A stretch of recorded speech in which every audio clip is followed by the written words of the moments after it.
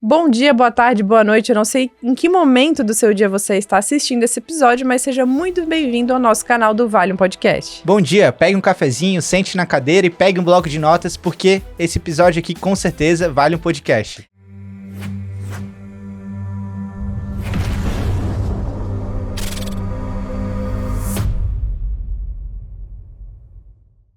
Eu sou a Carol Bergler e sou uma das hosts desse programa. Meu nome é Matheus Soares e também sou host desse programa. Nós estamos aqui hoje com um convidado muito especial. Ele, Ed Moraes, que é consultor empresarial, conhece aí todos os desafios, todas as vitórias de uma empresa.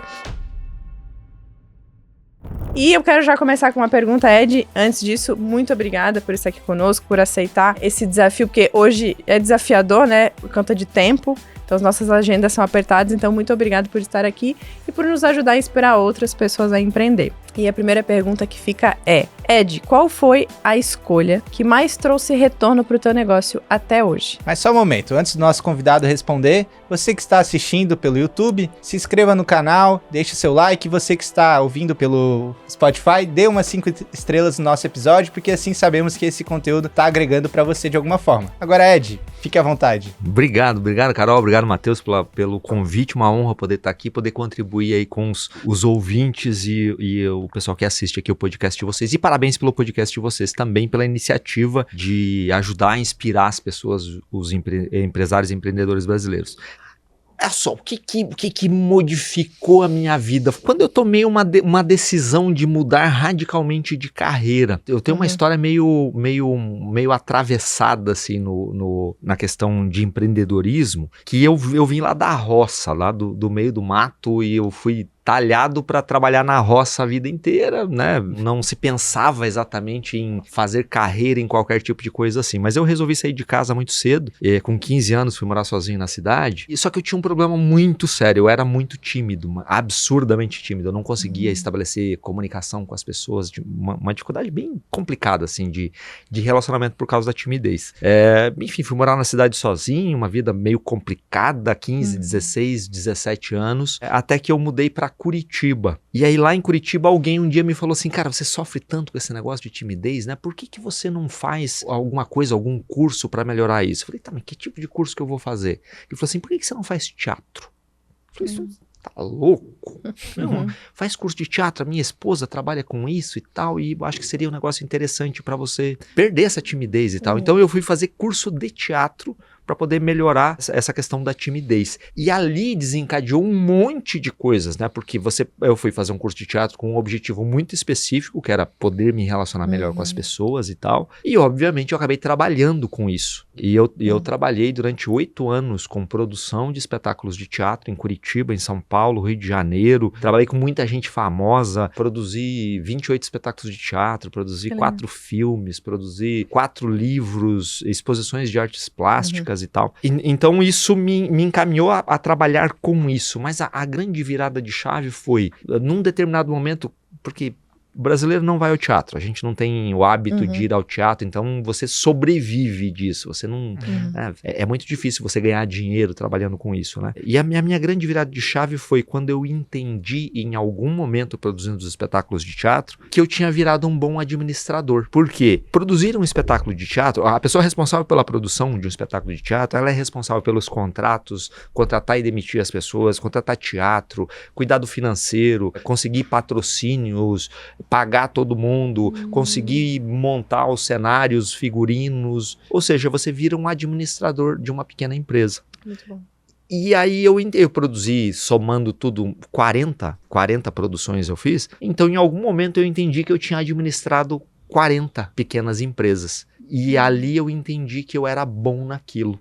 E aí isso me fez eu mudar completamente a minha vida e a minha carreira quando eu tive essa virada de chave. Eu falei, ok, agora que eu entendi isso, que eu virei um bom gestor financeiro, um bom gestor de pessoas, eu posso focar e me dedicar a isso exclusivamente. E aí foi onde eu dei uma virada na minha carreira. Larguei o teatro e as artes para trás e fui focar em me desenvolver como administrador mesmo, fazer faculdade, pós, MBA, tudo que precisava fazer nesse sentido, entendeu? Que legal. E depois Muito tu bom. seguiu uma carreira como executivo? Aí eu sempre falo, também tem uma outra questão que foi uma grande virada de chave. Eu aprendi nesses processos aí que a gente deve planejar as coisas, que quando você planeja e você executa, o resultado acaba sendo inevitável, se você cumpre com as etapas daquilo que você planejou. E eu aprendi isso lá trabalhando com teatro, administrando essas pequenas empresas. E aí o que eu fiz? Eu coloquei como objetivo, eu tinha 26 anos então,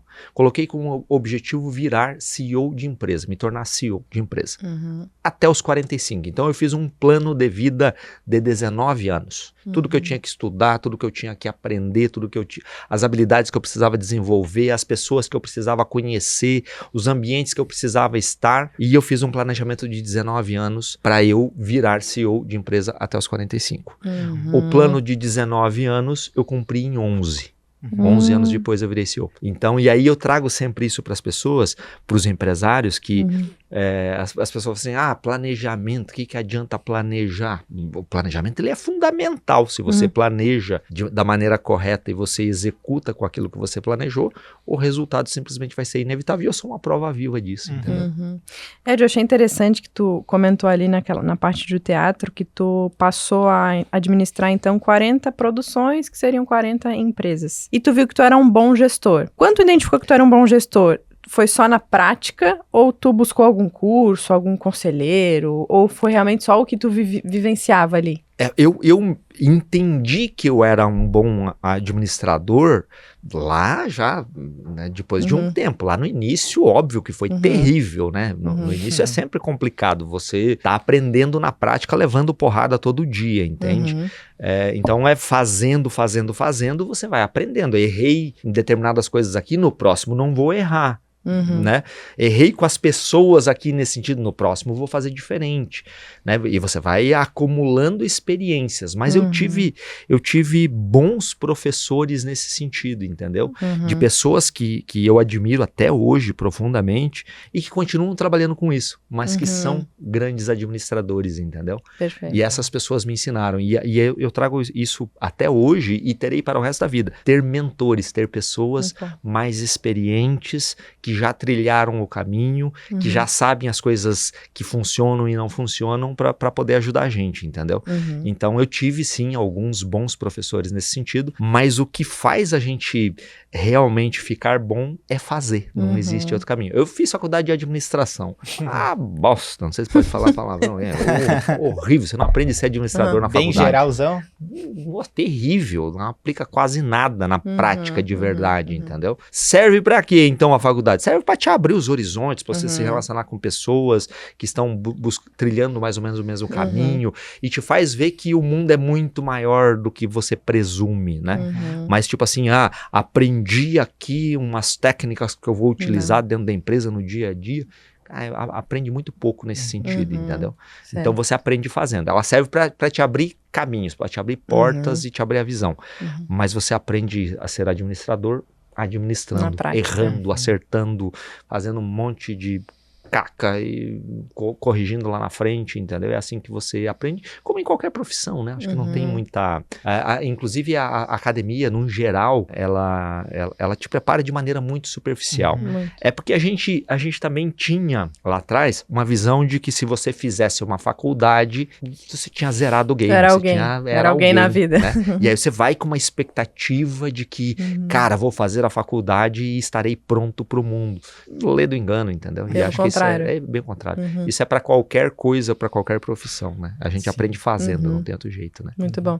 E aí tu pegou toda essa bagagem e hoje conta um pouquinho para nós o que tu faz na tua empresa, como que funciona. Então, aí esse período de preparação para virar executivo foi um período de construção de muita coisa, né? Eu dei muito treinamento dentro de empresas, melhoria de processos industriais, dei treinamento para mais de 5.000 funcionários, aí treinava na sala de aula e levava para prática para botar aquele conhecimento em prática e melhorar os resultados das empresas e tal, e aí que me levou ao financeiro, me levou à estruturação de custos, a planejamento, e e a todas as áreas para eu me preparar para ser executivo. E aí, para você ser executivo, você precisa entender de tudo um pouco, né? Não tem como, né? Eu liderei uma empresa lá que tinha desenvolvimento de coisas na China, na Ásia, unidade nos Estados Unidos, montes de funcionários e tal. Só que isso tudo, eu sempre digo assim, você é um profissional preparado? Eu sou um profissional hoje tarimbado, digamos assim, mas a gente nunca para de aprender, a gente nunca para de evoluir, né? Eu tô num ponto muito bacana profissionalmente, né? Hoje eu dou consultoria de gestão para pequenas e médias empresas no geral, né? Tem um programa específico de gestão, de imersão, de mentoria para empresários e tal. E ele é fruto, obviamente, de todo esse conhecimento acumulado ao longo de mais de 25 anos, entende? Agora, isso não se acaba, né? Porque novas tecnologias vão chegando, novas gerações vão chegando ao mercado de trabalho e você tem que se adaptar a tudo isso. Novas profissões também. Profissões, né? Mas o meu trabalho hoje é ajudar os empresários a mudarem completamente de patamar. Em muitos casos, em pequenas empresas, é ajudá-los a virar empresários. São empreendedores. Vou abrir um negócio. Vai lá e abre um negócio na raça, no peito, na coragem. Se arrebenta todo no meio do caminho e aí o meu trabalho é ir lá e ajudá-lo a virar empresário. Entende? Que é uma questão muito maluca, né? Porque como que é aqui no Brasil no geral? Como que as pessoas empreendem? Empreendem ou por ser muito bom em alguma coisa ou por necessidade. Estou sem trabalho, vou fazer alguma coisa para ganhar dinheiro para sustentar a família. Só que isso gera um monte de problemas. Então, o cara é um bom pintor de casas. Tá lá pintando casas e ele percebe que ele é bom. Ele fala assim, vou chamar mais 2, 3 pessoas para trabalhar comigo, vou montar uma empresinha aqui e tal. E aí ele faz isso e tal, e daqui a pouco tá com 5, 8, 10 pessoas trabalhando porque tem demanda naquele mercado, e passam-se 5 anos e ele continua o quê? Sendo um bom pintor de casas, entende? E aí ele começa a ter problemas de fluxo de caixa, de problemas com as pessoas, ele não sabe lidar com as pessoas, ele não sabe lidar com o financeiro, e daqui a pouco ele fecha as portas. Por quê? Porque ele não aprendeu a ser empresário.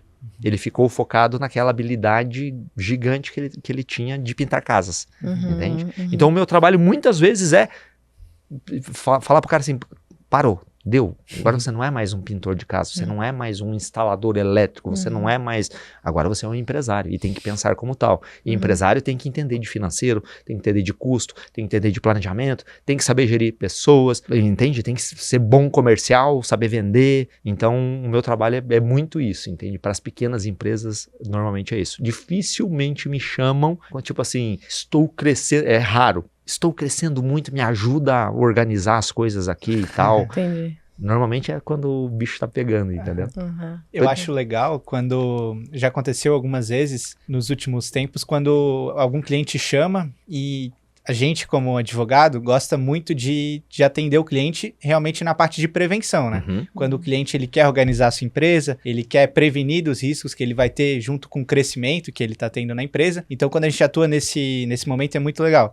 E tem empresas que, mesmo estando no início, a empresa abriu há 1 ano, 2 anos, 3 anos, mas às vezes o empreendedor já tem essa cabeça de crescer organizado, que ele já monta uma estrutura de gestão, que eu acredito que isso deve ser algo que tu deve ver muito no dia a dia, uma estrutura de gestão já posicionada para ter uma boa gestão da empresa desde o início até depois quando aquela empresa crescer. Por exemplo, tem um cliente meu que ele tem uma rede de conselhos dentro da empresa. Certo. A empresa é iniciante, a empresa começou há pouco tempo, mas tem uns conselheiros executivos dentro da empresa. Legal. E eu achei muito legal, porque ele já está se preparando. Eu falei, isso aí é uma ferramenta...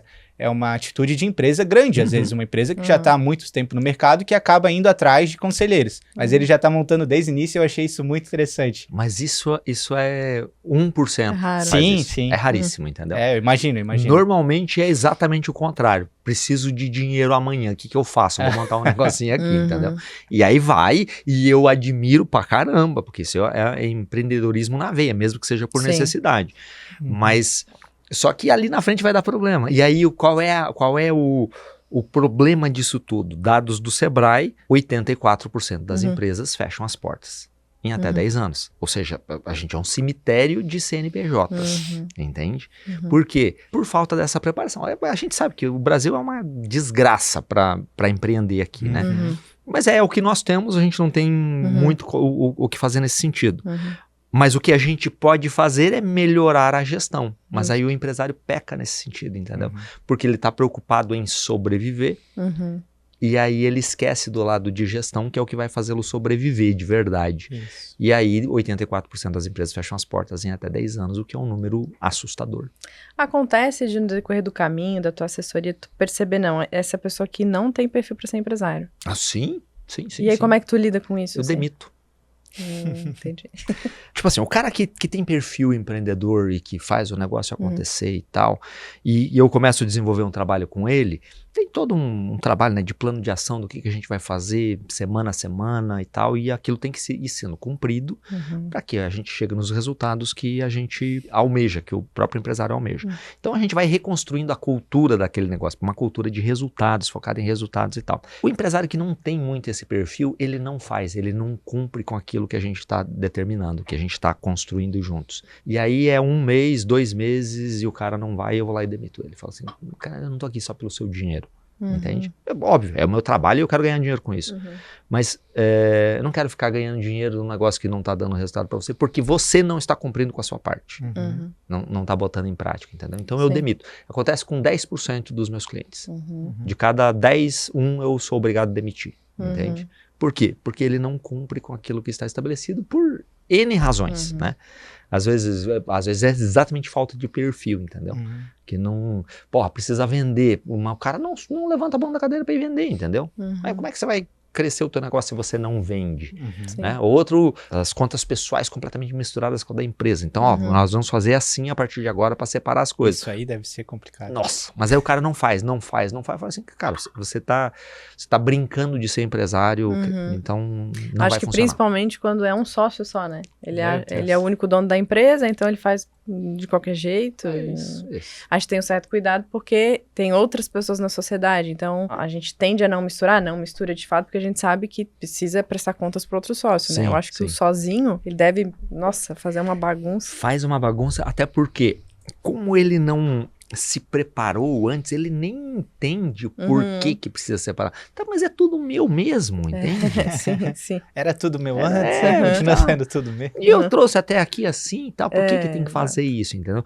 Então, o meu trabalho muitas vezes é mudar a cabeça do cara, entende? Então, que é o que eu falo, para criar uma cultura de resultados, o que é a cultura de um negócio? A cultura de um negócio é a forma como você toca aquele negócio, é o que você tolera dentro do seu negócio. Para criar uma cultura de resultados, a cultura é um reflexo direto do dono.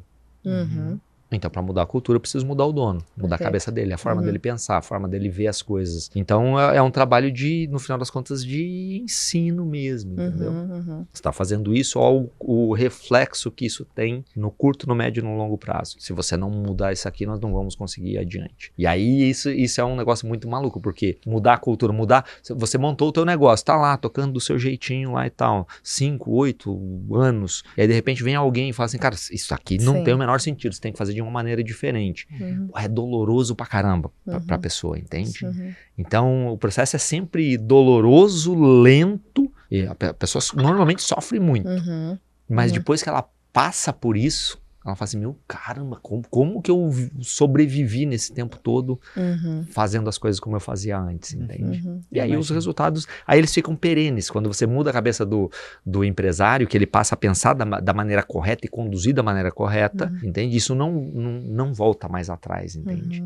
Porque você mudou a cultura, mudou os hábitos através de disciplina e um monte de coisa, entende? Eu acredito que nesse teu processo, o dono ele tem que acabar saindo da operação, né? Eu acho que deve pegar muito o empreendedor que ainda está na operação do negócio. Muito. Como que é para ele sair, entender que ele precisa sair e só fazer a parte de gestão? Ele sofre demais, mas sofre demais, entendeu?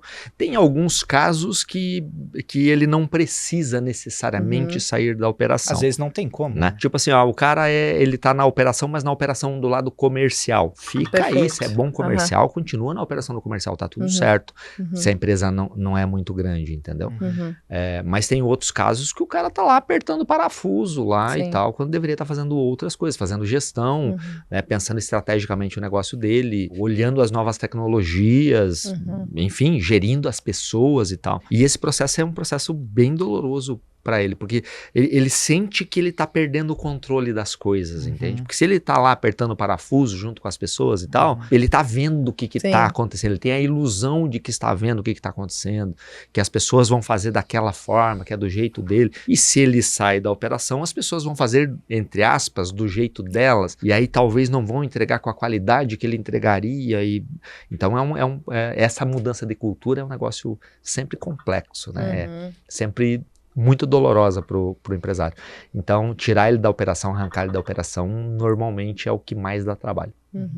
E é bem complicado uma pessoa que tem um trabalho, muitas vezes um trabalho às vezes manual, como tu citou o exemplo de pintor, ou pode ser qualquer outro tipo de trabalho, que a pessoa realmente é muito boa, talentosa, né? Tem uma experiência muito grande fazendo aquilo ali, mas como empresário a pessoa às vezes não consegue dar certo e isso acaba, né? A pessoa acaba pensando o que tá acontecendo de errado, no que eu tô errando. O próprio e às vezes, técnico, né? Isso, Profissão mais técnica. uma pessoa mais técnica, mas eu acho realmente que é muito triste quando isso acontece, porque é um potencial que ele não é tão bem aproveitado, né? Muitas vezes a empresa acaba dando errado e acaba gerando dívidas, e é muito, muito triste quando acontece isso. Demais.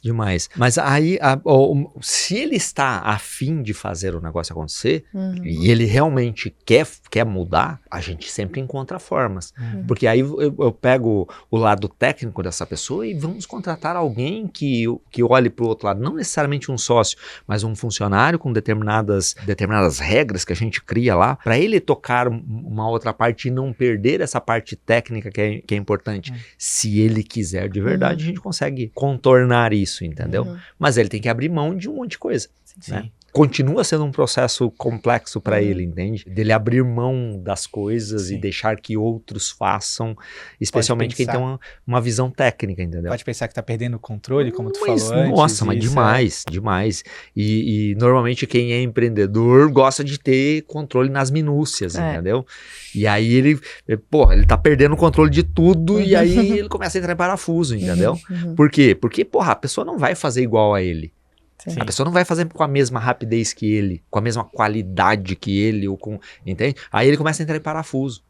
Não vou perder cliente porque a entrega não está sendo como eu faria. É óbvio que não vai ser como você faria. São outras pessoas, então a gente tem que criar um processo que permita replicar aquilo que você sabe, do jeito que você quer e treinar essas pessoas para que elas entreguem. Mas isso não acontece do dia para a noite, né?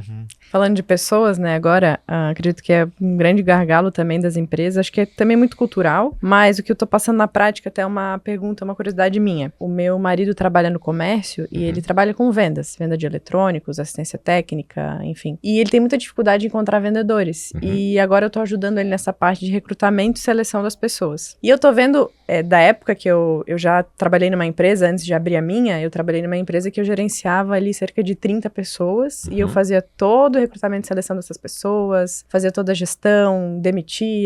E eu tô vendo uma mudança de mercado muito, muito gritante, assim, de antes, como eu fazia as entrevistas, os processos, que as pessoas se submetiam ao processo de recrutamento e seleção, e parece que hoje as pessoas estão com dificuldade de, não sei se submeter é a palavra certa, mas de fato se submeter ao que aquela empresa precisa. É mais assim, não, vou ver se eu me adequo, ou, né, e antigamente eu via assim, não, eu vou dar o meu sangue para poder entrar naquela empresa e trabalhar porque eu preciso, enfim. E hoje o que eu tenho algumas etapas que eu faço, né? A gente tá até fazendo recrutamento na empresa também, mas vendas eu trabalho com faço algumas dinâmicas de venda para ver se a pessoa não tem timidez, é comunicativa, enfim. E eu faço a entrevista, acontece tudo certo. Quando eu vou pra dinâmica, as pessoas têm que me mandar um vídeo e ninguém manda. E daí eu penso assim, será que eu preciso adequar o meu processo pro mercado? Ou não, realmente eu vou aguardar e esperar que alguém cumpra todos os requisitos para entrar na empresa? O que tu pensa? Olha só, eu sou velho, 48 anos de idade, Geração X. Geração X, o que que é? Eu fui preparado para cumprir ordens, missão dada é missão cumprida, não importa o que aconteça. Tem que passar 3 dias trabalhando dia e noite, trabalha 3 dias e 3 noites trabalhando sem problema nenhum. Você entra, vai, fica na empresa 30 anos, se aposenta e tá tudo certo. Essa é a minha geração, entendeu? A gente foi talhado para isso lá. Geração Y, que os millennials, já pegaram a internet, no início da internet, uma mudança significativa nos relacionamentos, foram mais, entre aspas, muito entre aspas, abandonados pelos pais, que, entendeu? Se sentiram meio abandonados e tal, e ficaram meio perdidos aí no meio do caminho. E aí veio a geração Z, que é essa geração agora que tá aí na faixa dos 20 anos de idade, que é quem tá entrando no mercado de trabalho forte agora, que viu a minha geração trabalhar 18 horas por dia, se arrebentando o tempo inteiro para poder dar a volta nas coisas e não quer isso para a vida dela. Aonde que tá o problema? A geração Z já é a maior fornecedora de mão de obra para o mercado, já são maioria. Já são eles que estão começando a tomar as rédeas das empresas e tal.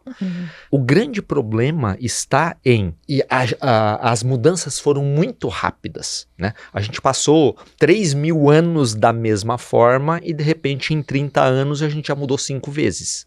Então a gente não conseguiu acompanhar essas mudanças todas, entende? E aí a gente está com uma geração completamente nova que a gente não sabe lidar com ela. E aonde que está o problema? Está na geração nova? Não. Está em nós que não sabemos lidar com eles.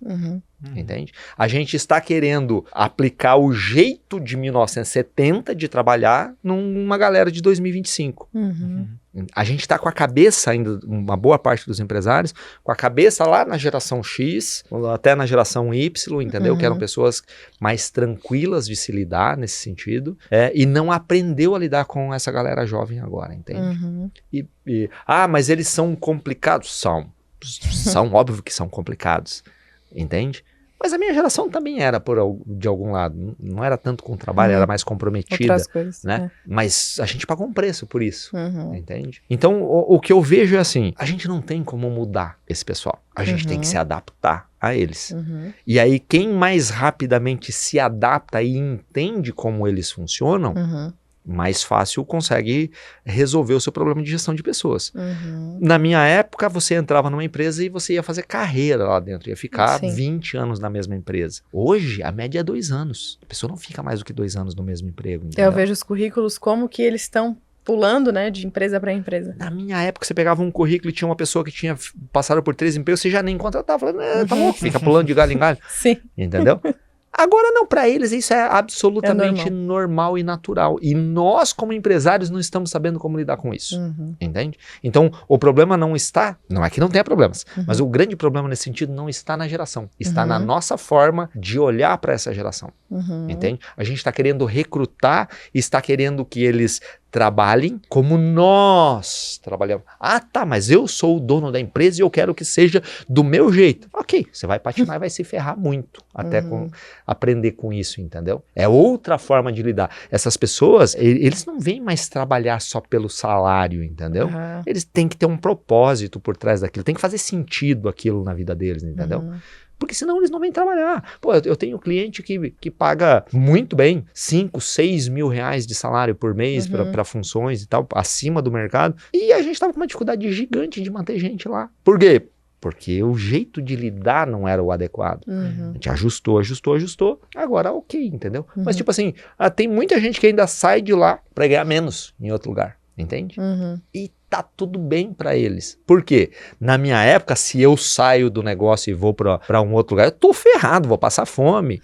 Não, ele agora sai e volta, tá morando com o pai, com a mãe, entende? É outra pegada, é outro tipo de outra forma de ver o mundo. E eu não estou dizendo que eles estão certos e nós errados ou vice-versa. É o que é. A questão é, nós não estamos sabendo como lidar com eles, entende? Como equilibrar essa questão de ter que lidar com eles, adaptar todo o processo de recrutamento, enfim, sem perder a cultura e a essência da empresa, porque o dono, assim, eu particularmente, eu tenho uma visão, né? De como eu lidava antes. Eu sei que eu tenho que me adaptar, mas como eu lido com isso? Entende? Não sei se tu entendeu a minha pergunta. Entendi. Óbvio que você dá uma remodelada na cultura do seu negócio, mas você não pode perder a essência do que é o seu negócio, entende? Mas eu tenho, por exemplo, clientes que eram extremamente mais brutos na forma de lidar com as pessoas. Tradicionais, assim? Chefe mesmo, entendeu? Chegou 5 minutos atrasado, isso é inadmissível, entendeu? Ok, você quer isso para o seu negócio? Tá tudo bem, a empresa é sua, você faz o que você quiser no seu negócio. Mas você não tem funcionário para trabalhar. Você quer avançar com a tua empresa, continuar crescendo a tua empresa, então você tem que remodelar algumas coisas, entendeu? E aí você vai lá e cria, você não perde, as pessoas continuam trabalhando e aí foca mais na entrega e menos nessa rigidez, entendeu? De horário, de horários e tal, você fica um pouco mais flexível por um lado, mas você cobra mais a entrega do resultado por tarefas, por qualquer coisa nesse sentido, e aí então você não perde a tua essência, que é o resultado, mas você remodela um pouco as coisas de acordo com as circunstâncias, entende? Porque não tem muito outro caminho, entende? Óbvio, se você é uma empresa de, sei lá, de saúde, e você é uma enfermeira que ajuda um médico que faz cirurgia, você não pode atrasar, porque senão o paciente vai morrer, entende? Sim. Mas para outras coisas você pode adaptar isso, entende? Só que as empresas ainda não aprenderam. A esmagadora maioria, pelo menos, não aprendeu como lidar com isso, entende? Então você tem que moldar as coisas de acordo com as circunstâncias, entende? E aí, óbvio, tem determinados tipos de negócio que é mais, entre aspas, mais fácil você fazer isso. Por exemplo, o pessoal de tecnologia, eles já estão habituados, eu tenho um grande empresário amigo meu que tem uma empresa de tecnologia que tem, sei lá, 150 funcionários, com funcionário no mundo inteiro. Entende? O escritório da empresa dele é na sala da casa dele. Sim. Entende? E lida muito bem com isso, porque o pessoal de tecnologia já está há muito tempo habituado a trabalhar por demanda, por tarefas, por entregas, entendeu? Então, só que daí ele é um cara que ele não pode se preocupar, tipo assim, ele olha lá no Teams 10 horas da manhã e o cara tá offline. Um cara mais tradicional enlouquece com isso, entendeu? Sim. Ele tá tudo bem, mas aí da meia-noite o cara tá trabalhando, entende? E tá dando resultado. Tá dando resultado e tá entregando. A grande questão não é para todas as áreas que a gente consegue fazer isso, entende? E a gestão disso é algo muito complexo, a gente não aprendeu a lidar com isso ainda, entendeu? Mas a gente tem que ir testando e moldando, porque senão a gente vai ficar para trás. Sim, o Victor falou ali que hoje as pessoas buscam um propósito, não necessariamente só a questão financeira, né? E me chamou a atenção que eu tenho uma pergunta no meu processo de recrutamento que eu pergunto assim, como que eu posso extrair o teu melhor? A maioria, assim, 95% das pessoas falam o ambiente.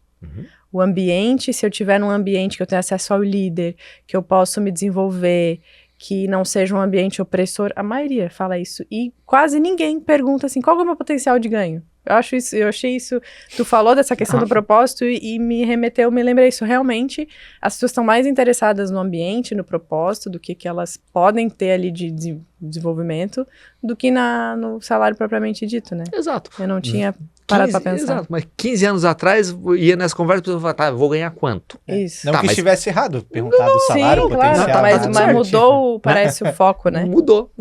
Porque justamente por isso, entendeu? Eu não podia fazer isso porque eu tocava a minha vida. Agora, esses jovens, eles estão na casa dos pais até os 35 anos de idade. Entende? Então, tipo, não tem uma responsabilidade financeira tão grande, entende? Então, ele se permite poder ter estar num ambiente e ele já foi criado. E é isso é muito maluco, né? Porque essas crianças foram criadas trancadas no quarto com o celular na mão, com menos relacionamento, menos relacional, entende? Então elas aprenderam a lidar com isso de uma maneira muito tranquila, num ambiente que para elas é tranquilo, né? Aí ela vai para um ambiente de trabalho onde tem um monte de gente, todo mundo querendo se matar lá dentro e tal, fazendo, não, isso aqui não é para mim, entende? Então essa questão do propósito é algo muito importante da gente moldar na cultura da empresa, entende? Muito bom. Matheus, temos perguntas? Temos. Então, Ed, enquanto a gente estava aqui gravando, o pessoal da nossa equipe de marketing fez uma caixinha de perguntas lá, falou que você era o nosso convidado, que a gente estava falando sobre consultoria de empresas e perguntou quais eram as dúvidas das pessoas que acompanham aqui o nosso programa. Certo. E bem na prática mesmo, tá? Por exemplo, como que eu faço para a minha empresa crescer sem precisar me endividar? Aí tem uma coisa muito interessante, né? Tem N respostas, tem N variáveis para isso, né? Depende de que tipo de negócio que você tem, se é uma empresa, se é comércio, se é indústria, se é prestação de serviço, se você tem muito CAPEX, né? Tem que investir muito em material para poder dar suporte para isso e tal. Mas o ponto de partida sempre é dívida, desde que controlada, desde que você tenha uma excelente gestão, não é problema nenhum. Entendeu?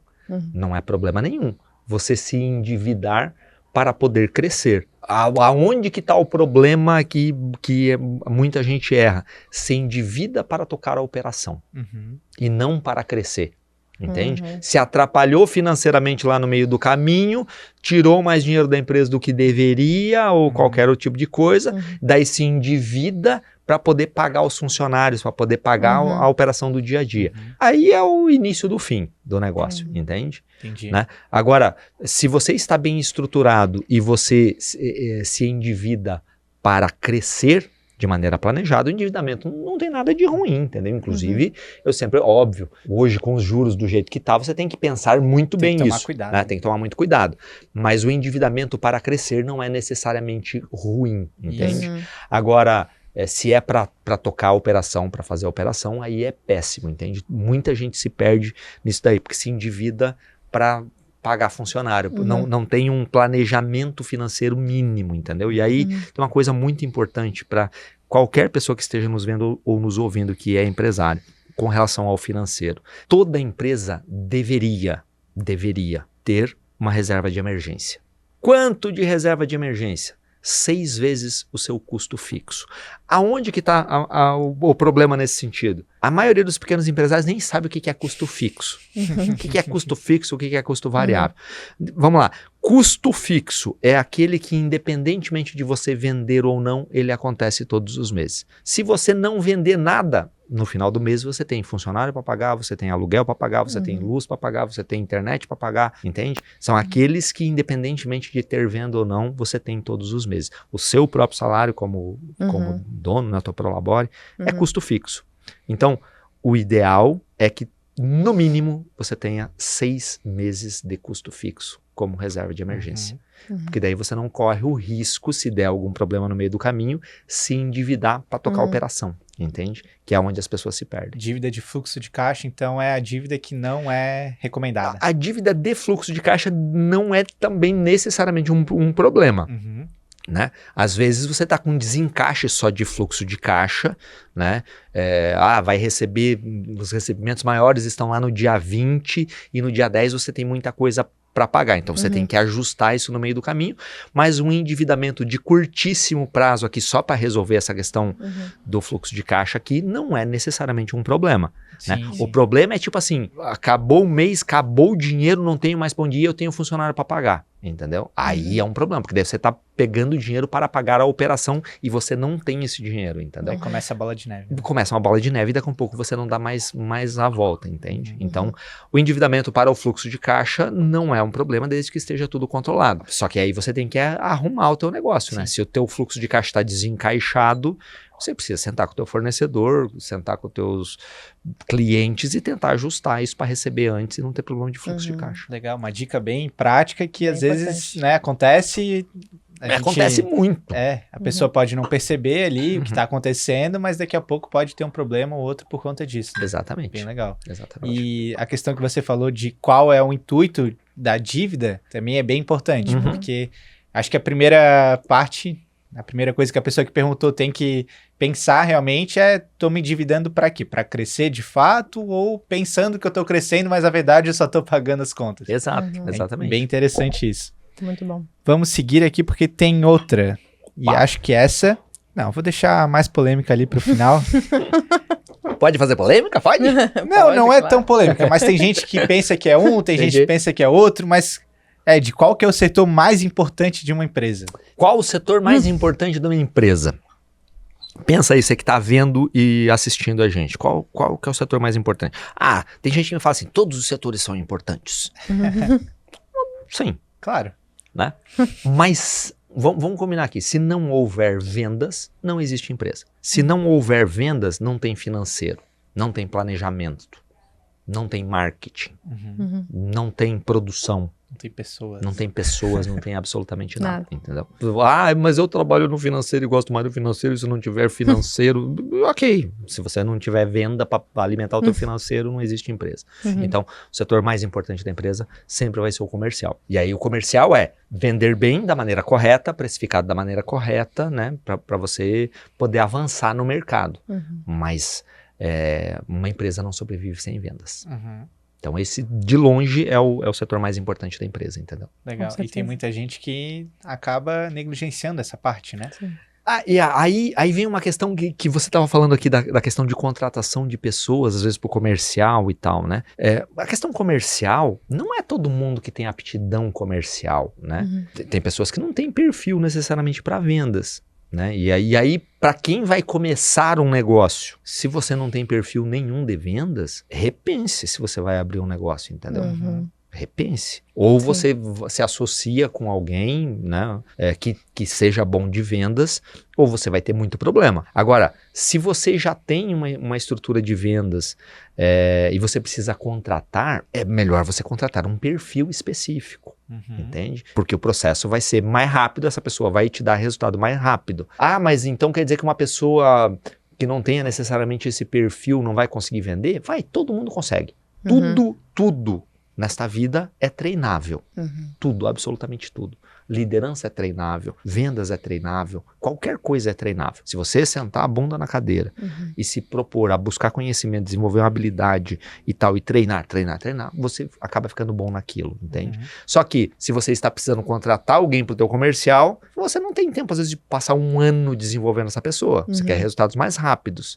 Então, você contrata alguém que já tem um perfil. E aí é muito importante você entender qual é o perfil adequado para a área de vendas ou para a área de liderança de alguma coisa dentro da empresa, entendeu? E com toda a experiência que tu já teve, né? Depois tu pode até falar números de quantas empresas já foram atendidas no decorrer da tua carreira como consultor também.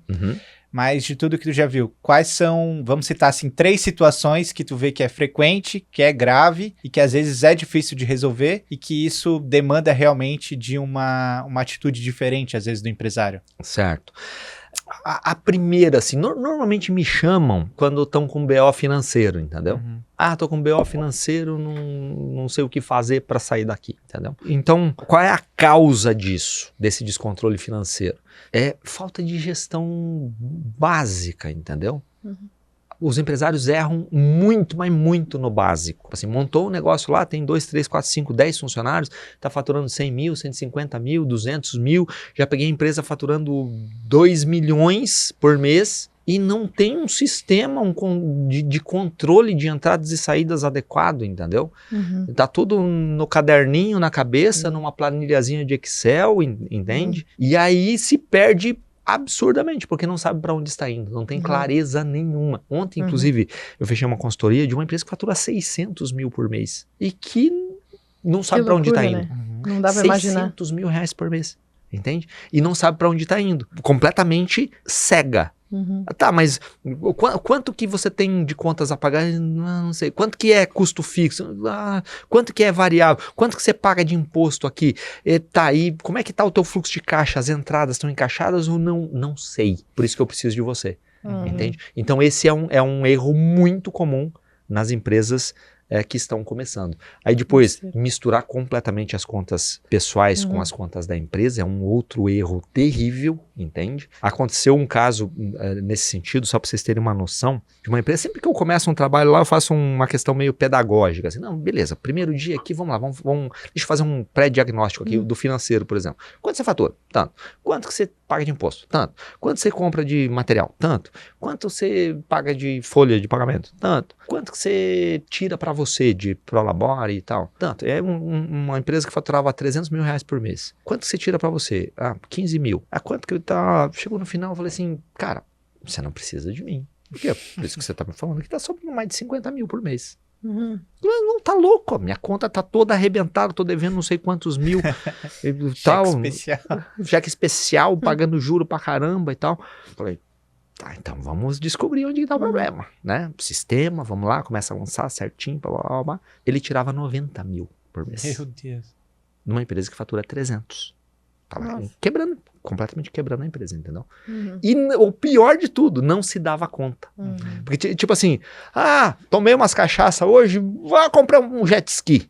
Aí vai comprar um jet ski, entendeu? Dividiu em 24 vezes para pagar o jet ski. E aí, beleza, entra no fluxo de pagamentos lá do negócio, porque tá tudo misturado, entendeu? Mas é uma conta pessoal, não é da empresa. Sim. Vamos trocar a pia da cozinha e refazer a cozinha. 12 vezes no cartão, entende? E daí daqui a um pouco você tava tirando 90 mil da empresa. Sim, a entende? retirada era muito maior do que os 15 que ele tinha. Que ele achava que tirava. Então, você percebe que uma empresa que fatura 300 mil, que já não é pouca coisa, né? Uhum. Não ter um controle neste nível é algo terrível, Sim. entende? E a última, para finalizar a tua pergunta, ninguém consegue planejar, entende? Ninguém consegue olhar adiante. Como é que vai estar a tua empresa daqui a 1 ano, daqui a 2 anos ou daqui a 5 anos?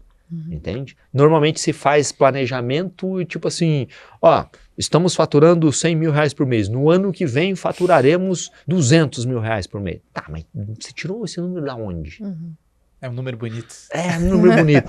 Aí, desculpa, É o dobro. eu falo assim, quando você não tem essa gestão, é como se você estivesse falando assim, baseado em nada, eu acho que vai ser 200 mil reais por mês no ano que vem, entendeu? Uhum. Então, essa falta de visão de planejamento também é algo terrível. Sobre vendas, tu comentou ali que é o principal setor, né? Uhum. Na tua opinião, a gente terceiriza ou contrata alguém interno para fazer o comercial? Nunca terceirize o seu comercial. Uhum. O comercial é a coisa mais importante da empresa. Então, isso tem que estar obrigatoriamente sob o seu controle. Uhum. Então, nunca terceirize o seu comercial. O que é não terceirizar? É não contratar uma empresa de fora que vai gerenciar o teu comercial e tal. Uhum. Este controle tem que ser obrigatoriamente interno. Certo. O que você pode fazer, e aí depende muito do tipo de negócio, eu vou trabalhar com representantes comerciais. Uhum. Né? Então, ok, são empresas terceiras, mas o controle disso tudo tem que estar dentro da empresa, sob o seu controle. Certo. Sempre, porque senão para você quebrar é muito rápido e muito fácil. Tem que ter alguém direcionando esses representantes. Diretamente. E isso alguém, de preferência, tem que ser, quando a empresa é pequena, o dono ou a dona, entendeu? Uhum. Depois que a empresa tomar corpo, né?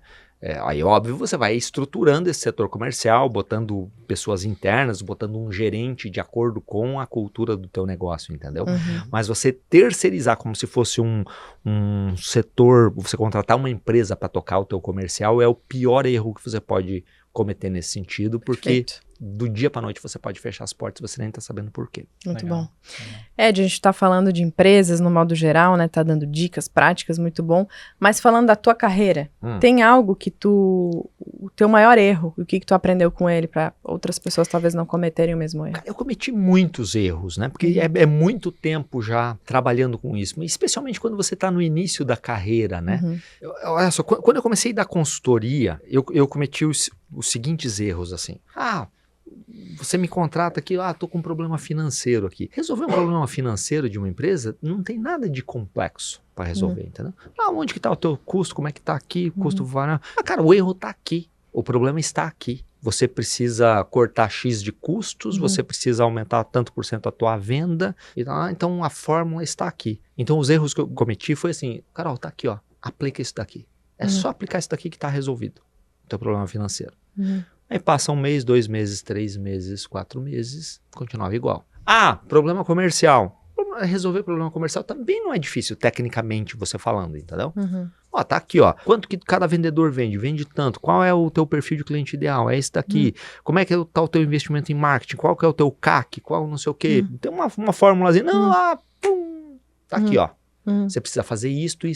Tá aqui a fórmula. É só aplicar isso daqui, entende? Mas daí passa 1, 2, 3, 4 meses e as coisas não saem do lugar. Então, eu errei muito no início, quando eu comecei a dar consultoria. E aí eu me perguntava, mas por que diabos? Porra, eu dei a fórmula, é só aplicar, por que não que isso não tá funcionando, entende? Aí eu fui entender isso daqui. Como que funciona isso daqui, entendeu? Ok, você tá 5, 8 anos tocando daquela forma, você não vê como aplicar aquilo, entendeu? Não entende o porquê e a importância necessariamente daquilo. Então, as coisas começaram a funcionar e começaram a dar resultados extraordinários com a minha consultoria quando eu entendi isso. Que antes de ir para a parte técnica do negócio, precisa mudar isso daqui. Precisa entender o porquê que aquilo tem que ser feito, que é mudar a cultura do negócio, entendeu? Então, no início foi muito complicado por causa disso. Eu falava assim, cara, porra, tá aqui, cara, por que você não faz isso? Entende? Quando eu entendi isso, e aí virou uma chave absurda, entendeu? E aí os resultados passaram a ser extraordinários, porque aí começou a acompanhar, né? A pessoa estava entendendo por que ela tinha que fazer aquilo, entende? E aí o resultado vem. Esse é um dos muitos erros, né? Muito bom. Estamos chegando ao fim do nosso episódio. Ficaria aqui mais horas e horas pegando dicas com o Ed para já sair aplicando, mas tenho certeza que foi muito rico, né, para todos os ouvintes. Eu tenho só uma última pergunta. Vai lá. Se o Ed, que é um consultor empresarial, normalmente ele dá conselhos, ele fala com empreendedores e o nosso quadro, nosso podcast é justamente para isso, né? Então, se você puder, como que você fala, Carol? Deixar uma frase? Num museu, pessoas do mundo inteiro vão passar nesse museu. E tu precisa... Empreendedores do mundo inteiro, isso. Vão passar por esse museu e vão ler a tua frase. Que frase, que conselho, o que tu diria para essas pessoas? Eu vou dar uma frase do Philip Kotler, que é extraordinária para mim e que resume tudo isso que a gente falou aqui. Ele diz o seguinte: a cultura come a estratégia no café da manhã. A cultura é a coisa mais importante que você tem dentro do teu negócio. A cultura é o que direciona você para o sucesso ou para o fracasso. A cultura é um reflexo direto seu como empresário, entendeu? Então, se você não conserta a cultura, não existe estratégia que vá resolver a tua vida. Então, se você parar para pensar em como remodelar, como forjar uma cultura de resultados, você fará parte dos 16% que sobrevivem aos 10 anos. Se você não pensar de verdade profundamente nisso, você vai fazer parte do cemitério de CNPJs. Que legal, Excelente. Que legal. Eu tenho uma adaptação dessa frase, que não fui eu que criei, mas eu acho muito interessante, que eu levo muito no meu trabalho também. Eu atuo na parte societária diretamente ligado a empresas. E muitas vezes, essa frase aí é bem famosa, muitos empresários usam ela, só que tem uma coisa que pode, às vezes, superar a cultura, que é de fato a sociedade, que é qual é o padrão, tanto na parte de valores, na parte de organização, como que aquela sociedade foi formada. As pessoas, o objetivo, a estrutura organizacional. Sim. Então, a cultura come a estratégia e a sociedade pode comer a cultura se não for muito bem cuidado. Então, obrigado por essa frase, faz muito sentido. Maravilha. Botei uma frase que não é minha, mas ok. mas ok, é uma frase que eu acho que resume tudo isso, né? Muito bom. Bem legal. Ed, muito obrigada pela tua disponibilidade, por vir aqui, nos dar a honra de tantos ensinamentos e que tu possa aí fazer diferença ainda na vida de muitos empresários, porque a gente acredita no empreendedorismo, a gente acredita no Brasil e a gente precisa de pessoas como você para poder dar luz, né, para esses empresários, empreendedores e a gente conseguir fomentar cada vez mais esse nosso setor privado aqui que eu considero muito importante. Então, muito obrigada mesmo e esperamos num próximo episódio. Muito bem. Eu que agradeço vocês pelo convite. Foi uma honra poder falar para vocês, para os ouvintes de vocês, sempre à disposição. Obrigado. E como que as pessoas podem te encontrar? Nas redes sociais? Rede social, eu uso muito o Instagram, né? Ela é edie.moraes, com 2 Ds, edie.moraes. E no YouTube também tem um canal lá, onde falo com empresários lá também, que também é @edie.moraes. Vocês podem me achar lá. Vai ser uma honra poder ter vocês lá me acompanhando. Tô sempre falando para empresários assim nesse sentido. Legal. Vamos deixar na descrição do episódio aqui. Vai ser fácil das pessoas te encontrarem. Beleza, obrigado. As pessoas que virem através do negócio de vocês, me chamam lá e fala que veio através aqui do podcast aqui, eu vou dar um presente para quem muito boa. Então já fica a dica, já fica a dica, quem tem empresa ou tá pensando em ter a sua própria empresa e tem interesse em se aconselhar, o Ed é uma pessoa muito bem indicada. Quantas empresas já tem esse número na ponta da língua? Quase 500 empresas atendidas ao longo de mais de 25 anos. Então, muito bom. Muitos tipos de problemas que já foram vistos e certeza que é soluções que foram aplicadas, né? Sei. Então, obrigado pela presença, Ed. Com certeza vai ser um presentão. Vale a pena conferir. Falar que foi uma honra te receber aqui, que com certeza escutar a tua história, escutar os teus conselhos, vale um podcast. Então, obrigado pela presença e esperamos vê-lo em breve. Obrigado, gente. Obrigado. Um abraço pra vocês.